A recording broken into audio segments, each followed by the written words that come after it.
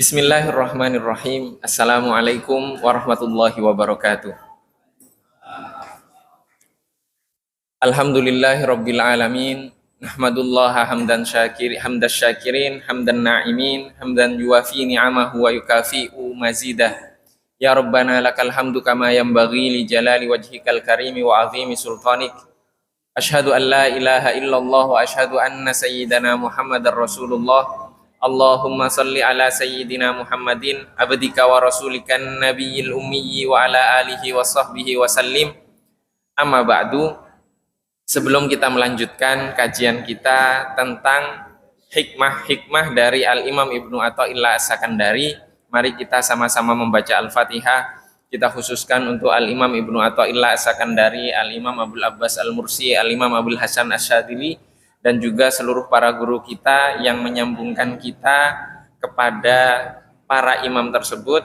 Dan juga kita memohon kepada Allah Subhanahu wa taala, semoga Allah Subhanahu wa taala menganugerahkan kepada kita kemampuan untuk mengamalkan ilmu yang telah kita pelajari dan akan kita pelajari. Ala hadhihi niyyah wa bikulli niyatin salihah wa ila hadratin nabiyil mustafa sallallahu alaihi wa alihi wasallam. Al-Fatihah. A'udzu billahi minasyaitonir rajim. Bismillahirrahmanirrahim. Alhamdulillahi rabbil alamin. Ar-Rahmanir Rahim. Maliki yaumiddin. Iyyaka na'budu wa iyyaka nasta'in. Ihdinas siratal mustaqim. Siratal ladzina an'amta 'alaihim ghairil maghdubi 'alaihim waladdallin. Amin. Jamaah yang dirahmati oleh Allah Subhanahu wa taala, alhamdulillah pada kesempatan kali ini Allah masih memberikan kesempatan kepada kita untuk dapat menikmati tahun baru, yaitu tahun baru Hijriyah, di mana tadi malam itu adalah tanggal 1 Muharram. Semoga Allah Subhanahu wa taala menjadikan tahun ini lebih baik daripada tahun-tahun sebelumnya. Allahumma amin. Jamaah yang dirahmati oleh Allah Subhanahu wa taala, pada kesempatan kali ini kita akan mengkaji hikmah dari Al-Imam Ibnu Athaillah As-Sakandari. Saya lupa nomornya. Cuma sudah kami catat di sini. Al-Imam Ibnu Athaillah As-Sakandari menyampaikan di kajian yang lalu, kita telah mengkaji sebagian. Al-ghafilu idza asbaha nadhara madza yaf'alu. Orang yang lalai terbiasa memulai pagi harinya dengan pikiran apa yang seharusnya ia kerjakan. Wal aqilu yanzuru madza yaf'alullahu bihi. Sedangkan orang yang berakal memulai harinya dengan pikiran apa yang hendak Allah lakukan kepadanya. Jadi orang yang lalai itu dia berpikir apa yang saya lakukan hari ini. Tapi orang yang berakal dia akan berpikir apa yang akan Allah lakukan kepadaku hari ini. Ini perbedaan antara orang yang lalai dan orang yang berakal. Apa maksud dari orang yang lalai di sini? Al-Imam Ahmad Ibnu Ajibah menyampaikan, al-ghafilu al-jahilu billah walau kathura dzikruhu bil lisan. Orang yang lalai adalah orang yang tidak mengenal Allah Subhanahu wa taala sekalipun dia banyak mengingat Allah dengan lisannya. Nah, itu disebut dengan orang yang lalai. Wal aqilu, dan sedangkan orang yang berakal, al-arifu billahi walau qalla lahu dzikrul lisan. Orang yang berakal adalah orang yang mengenal Allah Subhanahu wa taala sekalipun zikir dengan lisannya itu sedikit. Ini perbedaan antara orang yang lalai dengan orang yang berakal. Jika kita masukkan di dalam kehidupan kita, bagaimana orang yang lalai dan bagaimana orang yang berakal? Maka orang yang lalai adalah orang yang ketika pagi harinya dia memulai hari itu Dia menggunakan kemampuannya untuk mengatur hari itu. Ya.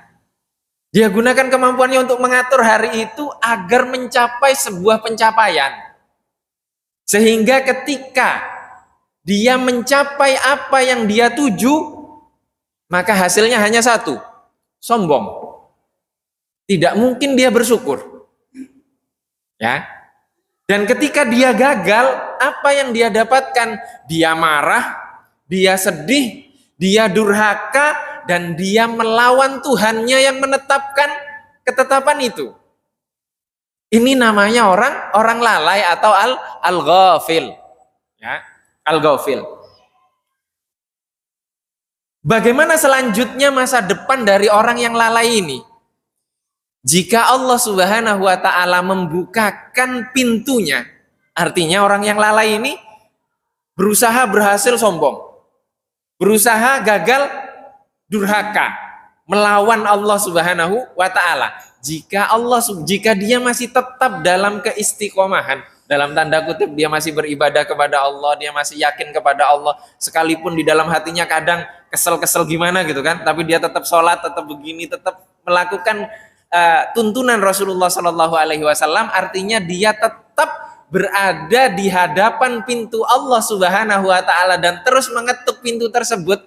Jika suatu saat Allah membukakan pintunya, maka dia tidak akan menjadi orang yang lalai lagi.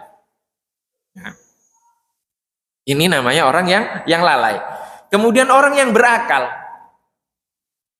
Tadi orang yang lalai. Sekarang orang yang berakal, al-akil.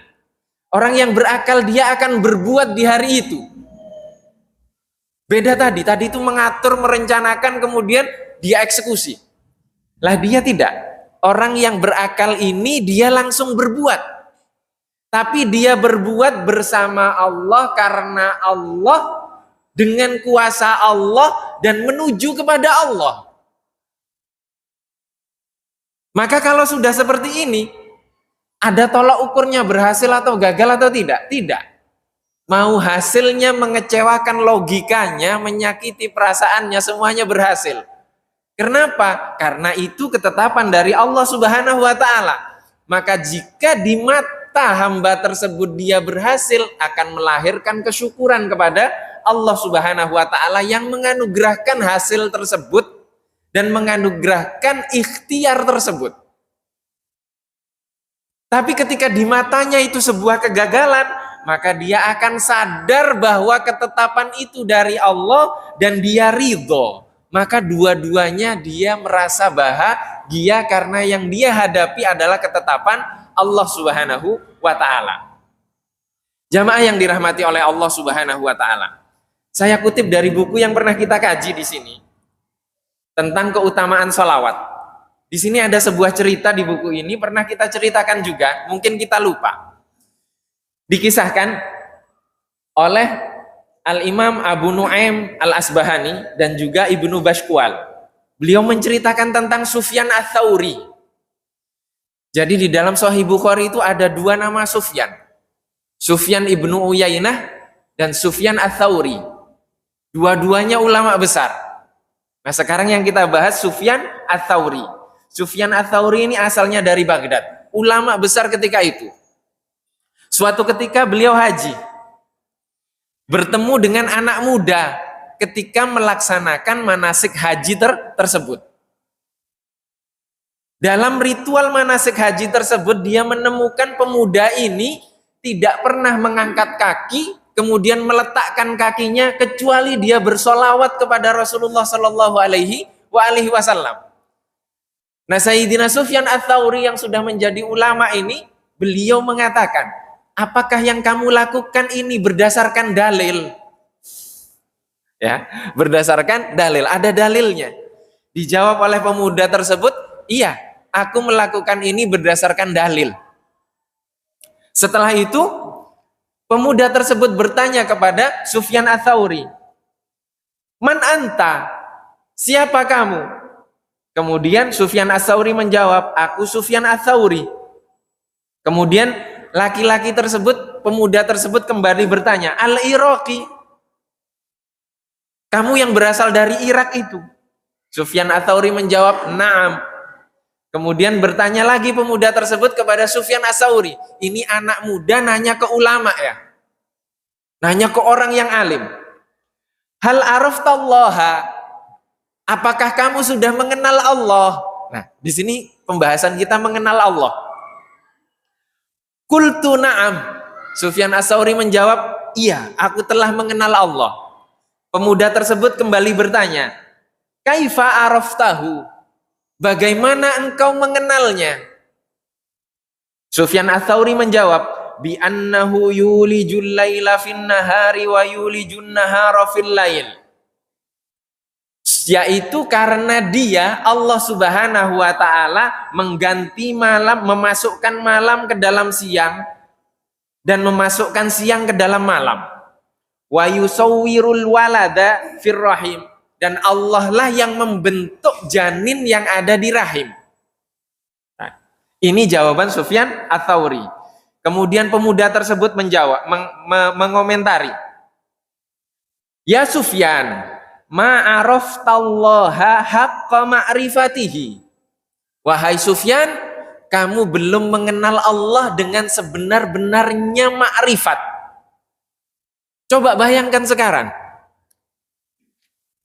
ulama senior ketemu dengan pemuda yang tidak dikenal, kemudian dikomentari, kamu belum kenal sama Allah. Bagaimana perasaannya? Kalau ibaratnya sekarang itu ada senior, derajatnya tinggi, presiden dikritik sama mahasiswa yang semester 5. Ini saya kalau ada kesamaan kondisi, saya nggak maksud itu ya. Ini kritik, ya. Ini nasihat. Nasihat seorang pemuda kepada ulama senior. Kemudian pemuda tersebut menjawab. Sufyan Ats-Tsauri mengomentari lagi. Kaifa ta'rifuhu anta? Bagaimana kamu mengenal Tuhanmu? Dijawab oleh pemuda tersebut, bifaskhil hammi wa naqdil hazmi wa hamamtu fafassakha hammi wa azamtu fanaqadha azmi fa'araftu anna li rabban yudabbiruni. Artinya, yaitu dengan batalnya keinginanku dan dengan gagalnya harapanku. Ketika aku memiliki keinginan, dia membatalkan keinginanku. Dan ketika aku memiliki tekad, maka dia membatalkan tekadku. Dengan demikian aku tahu bahwa aku memiliki Tuhan yang mengatur hidupku. Jadi sekarang siapa yang makrifat? Sufyan Ats-Tsauri atau pemuda ini? Pemuda ini. Maka makrifat mengenal Allah itu tidak terpaut umur.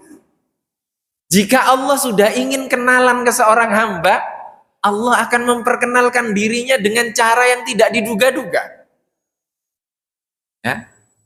Coba ini kebalikan dari kita semuanya, kebalikan dari saya. Ya. Kebalikan dari saya. Saya punya keinginan gagal, ya Allah, ini berarti saya yang kurang ini, kurang itu, kurang itu. Tidak memahami bahwa ada Tuhan yang sudah mengatur itu. Seoptimal apapun yang kita lakukan, jika Allah tidak menghendaki, gagal. Maka kegagalan itu adalah keinginan Tuhan kita. Ada Tuhan yang mengatur kita. Ini perkataan pengalaman dari Al-Imam Sufyan Ats-Tsauri. Bagaimana mendapatkan pelajaran dari seorang pemuda tentang makrifat. Jamaah yang dirahmati oleh Allah Subhanahu wa taala.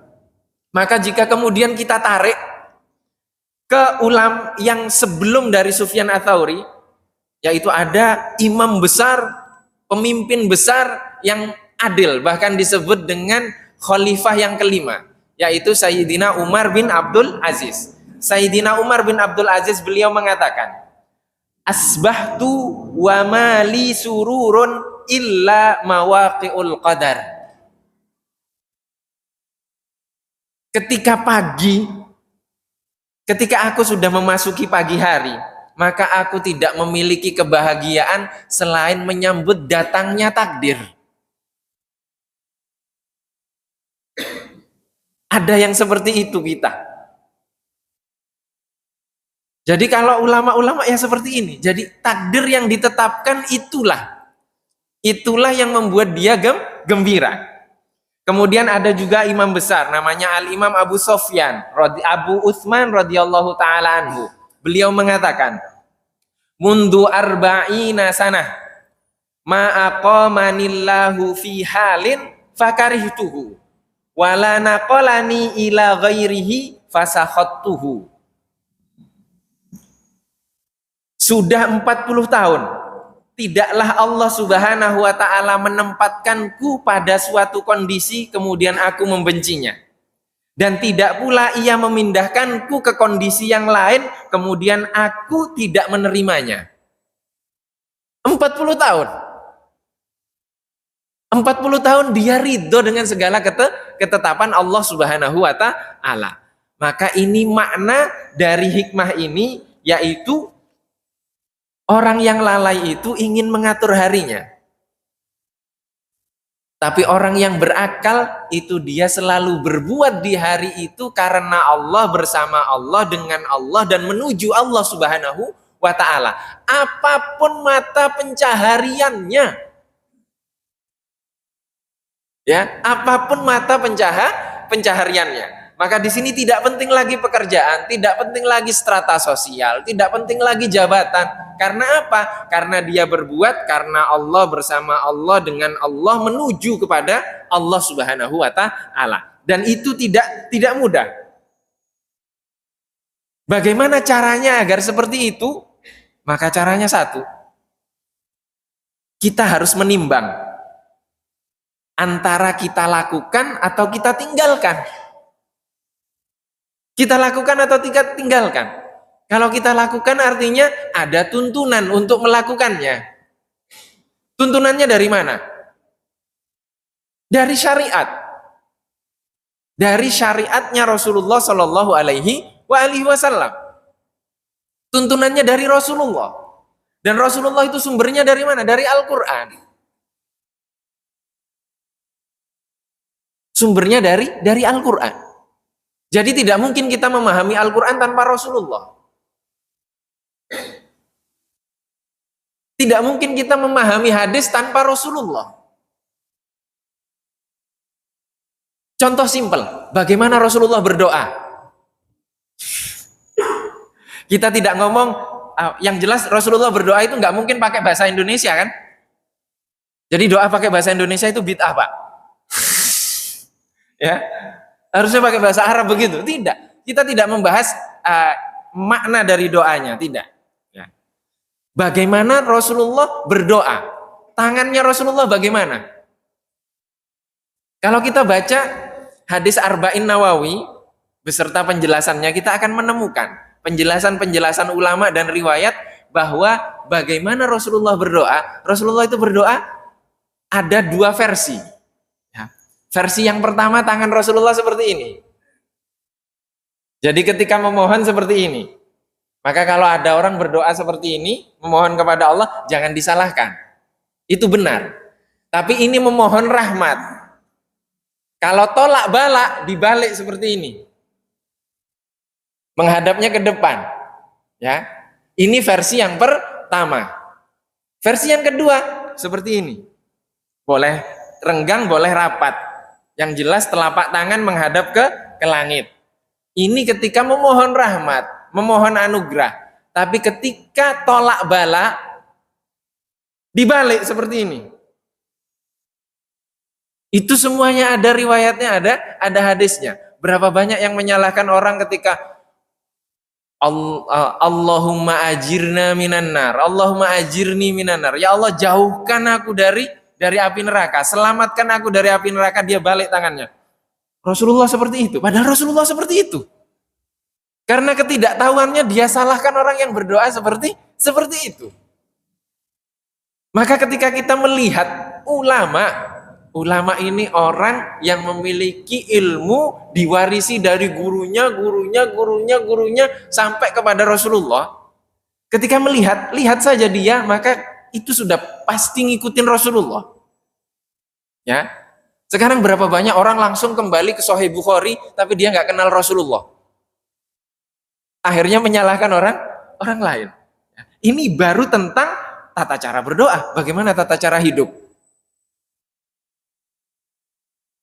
Nggak kenal Rasulullah.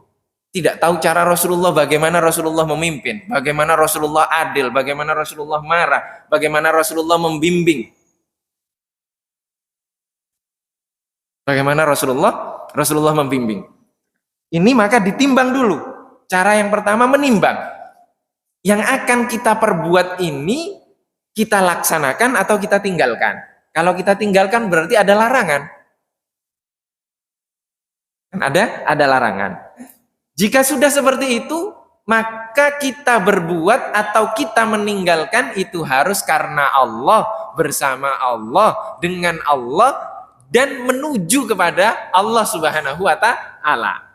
Dengan seperti itu maka hasilnya antara syukur atau ridho. Kalau nggak sampai ke ridho ya sabarlah, disabar dulu.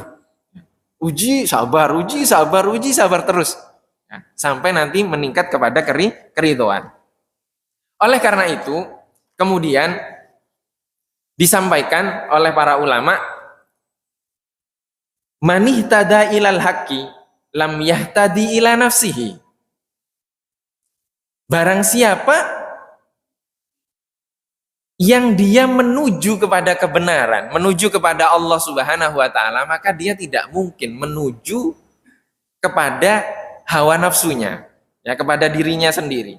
Dan barang siapa yang menuju kepada hawa nafsunya, maka dia tidak mungkin menuju kepada Allah. Atau dalam bahasa lain, man ra'al haqqa ghaba an nafsihi.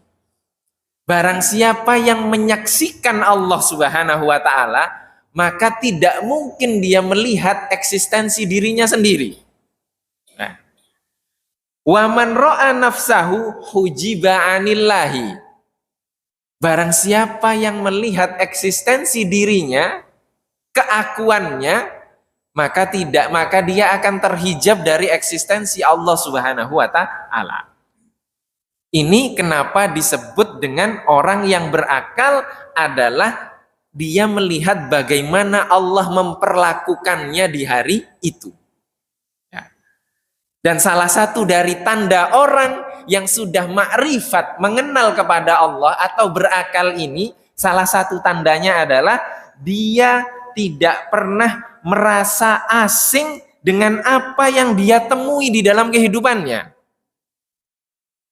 Dan di hikmah yang selanjutnya, Al-Imam Ibnu Athaillah As-Sakandari menyampaikan, innamas tauhashal ubbadu waz-zuhadu min kulli syai'in li ghaibatihim 'anillahi fi kulli syai'in.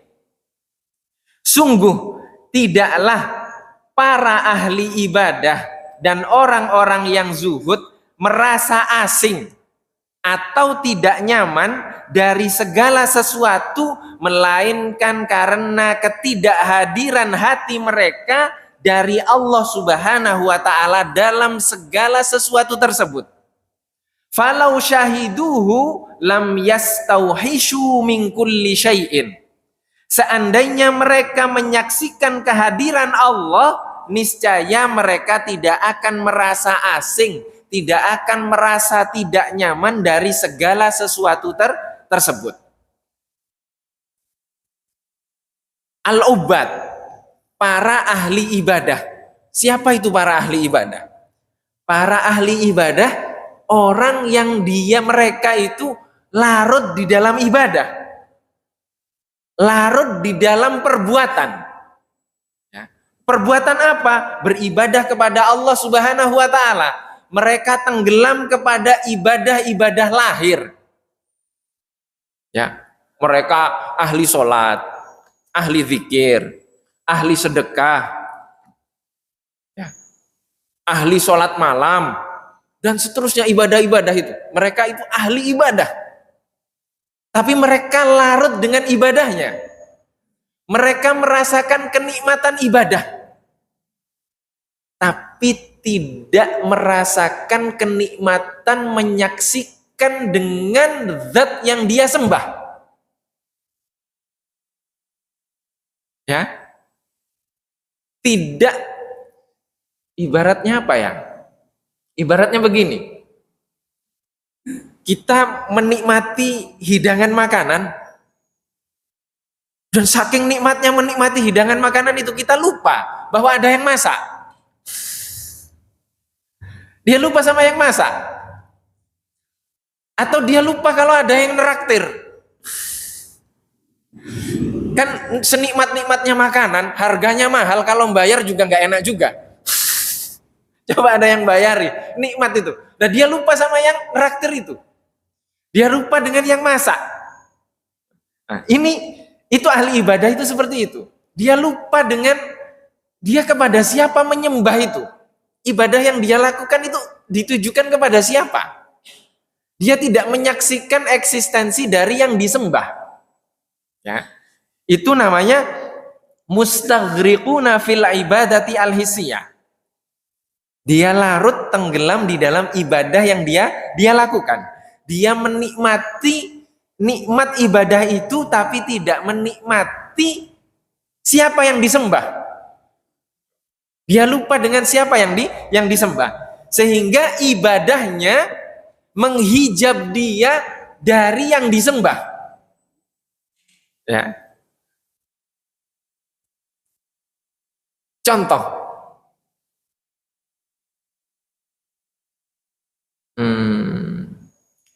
Contoh begini, saya pernah ditegur.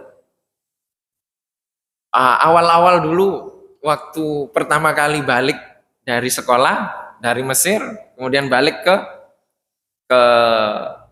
Jakarta, kemudian di Jakarta itu saya sama Ustadz Hilmi Imami itu diajak sama teman-teman. Ayo kita nulis kurikulum vitae, kemudian kita keliling masjid-masjid dengan pakai pakaian kebanggaan kami, pakaian Al-Azhar. Alumni Al-Azhar punya kami ada pakaian tersendiri, yang itu kami kalau di wisuda pakai itu. Dan ulama-ulama di Mesir pasti pakai pakaian itu. Ayo kita harus menunjukkan itu, kita harus menyampaikan bahwa ini ilmu yang otentik yang ingin kita sampaikan. Maka kami terpecah dua ketika itu. Ada yang setuju dengan pendapat itu, ada yang tidak. Saya sama Ustadz Ilmi gak setuju dengan itu. Kita sudahlah mengalir saja begitu. Ini kan ibaratnya kalau dilihat seperti ini, dari hal ini, itu kan nyari pekerjaan namanya. Itu nyari pekerjaan. Di hati saya seperti itu. Sehingga di awal-awal itu kami dipertemukan, ditakdirkan untuk bertemu dengan seorang menteri. Kemudian diberikan kesempatan untuk mengisilah di kementerian gitu. Dan beberapa kali ngisi. Nah, ketika ngisi itu ada yang buat tidak nyaman. Setiap kali kami ketemu, kemudian kami salaman, setelah salaman pamit pasti ditanya, "Oh iya maaf Ustaz, ini ya amplopnya belum ya?" Jadi itu nggak nyaman gitu di hati. Dibuat kondisi seperti itu. Akhirnya kemudian saya rasanya tidak nyaman ketemu dengan orang-orang yang memiliki jabatan-jabatan itu. Tapi kemudian saya ditegur oleh guru. "Aska, yang minta ketemu itu kamu atau kamu memang ditakdirkan untuk ketemu?" Saya bilang, "Saya nggak pernah minta untuk ketemu." "Berarti kamu salah nolak pertemuan itu." Jadi penolakan atas pertemuan yang tidak pernah kita inginkan, itu artinya kita menolak ketetapan dari Allah Subhanahu wa Ta'ala. Karena kita tidak nyaman. Padahal ketidaknyamanan itu ya karena hati kita saja yang belum bersih, gitu. Ya. Jadi di sini apa yang kita lakukan? Nah, yang saya lakukan tadi itu mungkin di dalam pandangan saya itu namanya at-tarku, meninggalkan. Ya, meninggalkan itu namanya zuhud. Ya, meninggalkan dunia. Maka di sini orang-orang yang zuhud, orang-orang yang meninggalkan dunia. Jadi saya menolak pertemuan dengan menteri, dengan orang-orang yang jabatannya tinggi itu, seolah-olah saya zuhud. Padahal sebenarnya salah menurut hikmah ini. Karena apa? Kita tidak menginginkan itu, tapi kemudian dijadikan pertemuan itu, kemudian saya, nggak enak saya ketemu dengan orang-orang seperti itu. Di pandangan saya itu zuhud. Ternyata di sini salah. Ya, di sini salah. Di sini dikatakan oleh apa? Oleh Al-Imam Ibnu Athaillah Sakandari, sungguh tidaklah para ahli ibadah dan orang-orang zuhud merasa asing, merasa tidak nyaman dari segala sesuatu. tidak nyaman, melainkan karena ketidakhadiran hati mereka dari Allah dalam segala sesuatu tersebut. Coba bayangkan, kita bisa jadi meninggalkan sesuatu bukan karena Allah, tapi karena hati kita belum hadir di kehadirat Allah. Bisa jadi kita menolak, ya. Bisa jadi kita menolak. Ini zuhud. Jadi zuhud itu terkadang kita merasa meninggalkan sesuatu, padahal sebenarnya meninggalkan sesuatu itu menghijab kita dari Allah Subhanahu wa Ta'ala. Kita merasakan kenikmatan zuhud. Wah, saya ketika itu merasa, oh, saya lebih baik daripada teman saya yang sok dekat dengan menteri itu. Padahal dianya yang ikhlas, saya yang nggak ikhlas. Gitu. Kalau secara hitung-hitungan materi, oh ya jelas lah, dekat dengan orang yang jabatannya tinggi itu kan enak. Ternyata menolak, meninggalkan atau mendekat atau menjauh itu sama saja. Tergantung kejernihan hati kita. Hati kita hadir kehadirat Allah dengan meninggalkan, atau hadir kehadirat Allah Subhanahu wa Ta'ala dengan mendekat, itu sama saja. Ya, itu sama saja. Ya, ini zuhud. Maka al-arif, orang yang sudah mengenal Allah, orang yang sudah berakal tadi, dia akan selalu beradab di kehadirat Allah Subhanahu wa Ta'ala dalam segala sesuatu. Dalam segala sesuatu. Beberapa kali kita kisahkan juga, kita ceritakan juga di sini. Ada khotib sudah siap-siap seperti saya ini, siap-siap nulis ringkasan-ringkasan dari beberapa buku yang dibaca untuk disampaikan dalam khutbah. Setelah amma ba'du faqad qala Allahu ta'ala fil Qur'anil Karim dan seterusnya, ma'asyiral mu'minin wa jumratal muslimin, dan selanjutnya masuk ke tema, kertasnya jatuh atau buku saya ketinggalan. Dia nggak bisa ngomong. Dia tidak bisa menyampaikan. Itu artinya apa? Dia belum ma'rifat. Belum mengenal kepada Allah karena ilmunya baru di kertas. Sama ini ilmunya di kertas. Dia belum menyaksikan Allah. Kalau orang yang arif, orang yang sudah mengenal Allah,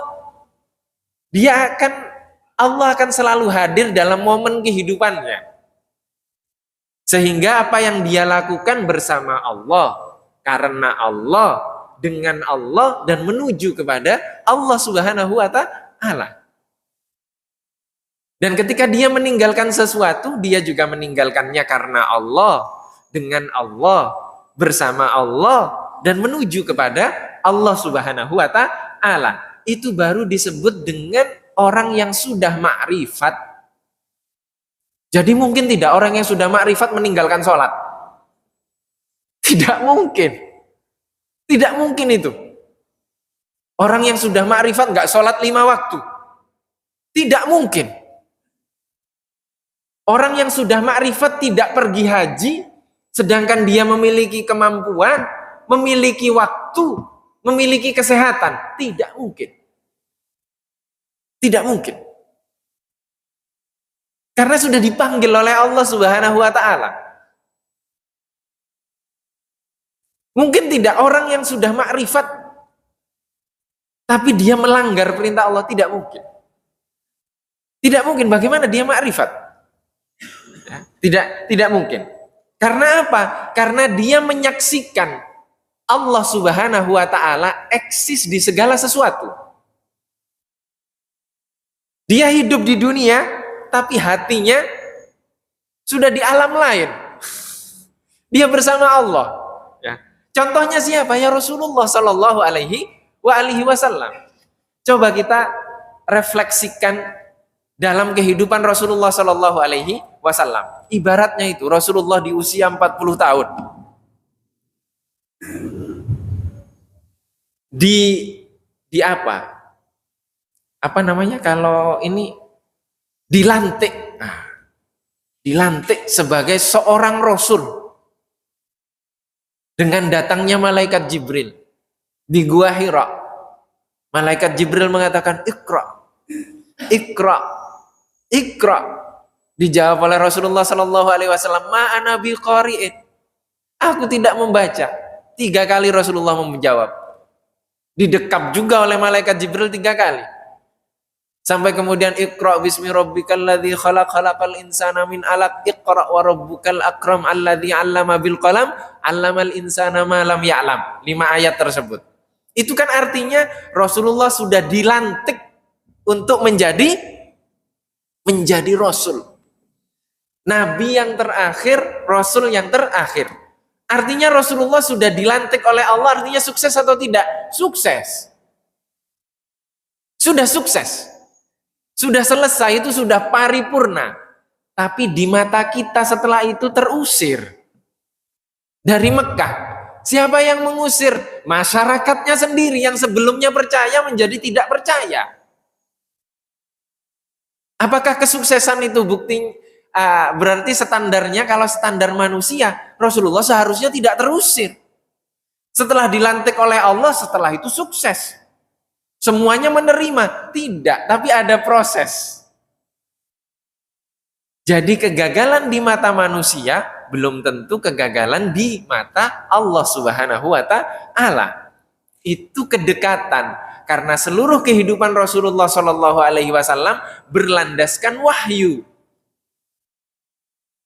Berlandaskan wahyu. Setelah itu ada jeda, tidak turun wahyu. Baru dilantik ada jeda, nggak turun wahyu beberapa bulan. Dan Rasulullah ketika itu sedih. Sedih kenapa? Kok nggak ada wahyu turun? Coba sekarang kita, berapa kali kita memutuskan sesuatu, kok sepertinya ini keputusan saya sendiri, nggak ada campur tangan Allah di dalam kehidupan kita. Kita merasa nggak seperti itu? Atau kita merasa gagal saja, gagal. Kita nggak tahu bahwa Allah Subhanahu wa Ta'ala, kamu kok nggak istikharah sih ke aku? Kamu kok nggak nanya ke aku? Betapa kangennya Allah kepada kita karena ketidakhadiran kita. Nah, ini Rasulullah seperti itu. Sampai kemudian turun surat Ad-Duha. Wad-duha wal-laili idza saja. Itu ibaratnya baru turun wahyu, baru dilantik, itu baru terbit fajar. Setelah itu enggak turun wahyu sampai waktu duha. Ini baru duha. Ini baru duha. Setelah itu apa? Setelah itu turun wahyu terus menerus. Artinya Rasulullah tersambung terus dengan Allah Subhanahu wa Ta'ala. Seluruh kehidupan Rasulullah adalah tuntunan dari Allah Subhanahu wa Ta'ala. Sekarang berapa banyak garis kehidupan kita yang sudah kita lalui dan tidak sesuai dengan tuntunan Allah. Bagaimana mau kita tersambung dengan Allah?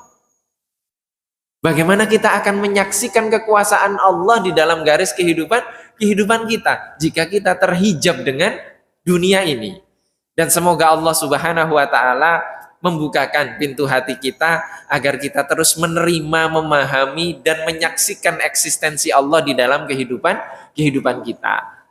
Allahumma amin. Dan semoga Allah Subhanahu wa Ta'ala memperbaiki kewajiban-kewajiban kita yang selalu kadang kita tinggalkan dari perintah-perintah Allah Subhanahu wa Ta'ala. Dan semoga Allah Subhanahu wa Ta'ala semakin memberikan kemampuan kepada kita untuk menjauhi larangan-larangannya dan memberikan keistiqomahan kepada kita terus mendekat, menyesuaikan diri dengan tuntunan Nabi Muhammad sallallahu alaihi wasallam. Wallahu wa rasuluhu a'lam. Ini yang dapat kita kaji pada kesempatan kali ini. Mohon maaf apabila ada kekurangan. Mari kita sama-sama tutup dengan sama-sama membaca surat Al-Asr. A'udzubillahi minasyaitonirrajim. Bismillahirrahmanirrahim.